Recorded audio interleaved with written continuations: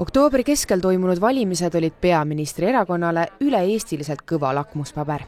Kui valimisõhtul vaadati numbritele otsa võrdlemisi mornilt, siis täna potsutati Tartus üksteisele toetavalt õlale sõnadega, et tegelikult pole olukord nii hull midagi. Ma arvan, et need kohalikud valimised tegelikult olid üsna edukad meile ka. Tartus on linnapea positsioon Urmas Klaasi näol, Viimsis Siiri Visnapuu hakkab vallavanemaks, Räpinas oleme omavalitsusjuht ja neid kohti on tegelikult päris mitmeid veel üle Eesti.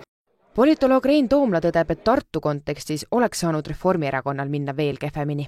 Valimised küll kaotati, kuid 15 kohta volikogus andsid oravatele teatava jõuola, millega Isamaa nurka mängida. See on andnud nüüd Reformierakonnale siiski võimaluse survestada oma kõige peamist partnerit ehk Isamaad ja survestada nii jõuliselt, et linnapea koht tuli neile ja kuna linnapea koht on nende käes, siis võib ütelda, et Reformierakonna seis Tartus on täiesti korralik.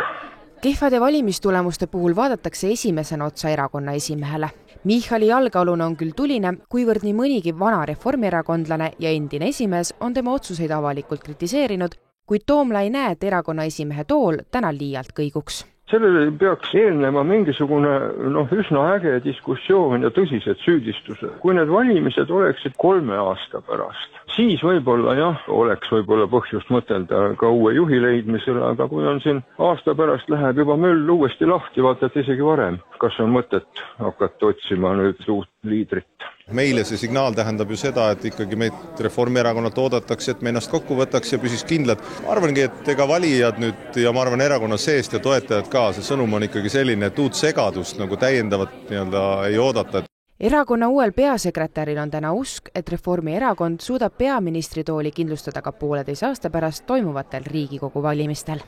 Uuteks valimisteks on väga selge see, et me peame kogu erakonnana kokku leppima, milline on see väärtusruum, millest me seisame, mis on see väärtusruum, mida me ei tahame ära hoida, et see tagasi tuleks ja teistpidi need visioonikad ideed nii majanduses, targas riigikaitses, sotsiaalsüsteemis, haridussüsteemis, need peame omakeskis läbi arutama ja arusaadavalt siis Eesti inimestele pakkuma. Eks nad siis otsivadki praegu neid probleeme ning lahenduskäikudena, mida nad on välja pakkunud, on see, et kui tõepoolest Reformierakonna maksumuudatused toovad nüüd ikkagi märkimisväärselt inimestele raha juurde.